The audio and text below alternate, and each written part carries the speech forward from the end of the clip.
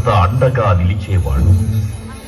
మనసులో తలచిన వెంటనే గుండెల నిండా ధైర్యాన్ని నింపగలిగే మహాయోధుడు.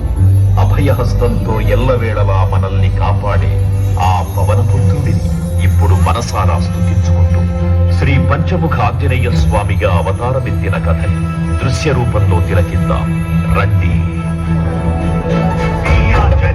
ప్రసన్నాంజనేయం ప్రభాదిత్యకాయం ప్రకీర్తిప్రదాయం భజే బాలగాత్రం భజే పవిత్రం భజే సౌమ్యమిత్రం భజే ఉగ్రరూపం భజే సర్వతేజం. అది రామాయణ మహాయుద్ధం భీకరంగా సాగుతోన్న తరుణం.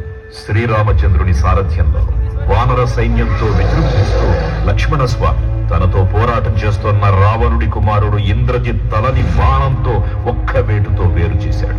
ఇంద్రజిత్ మరణం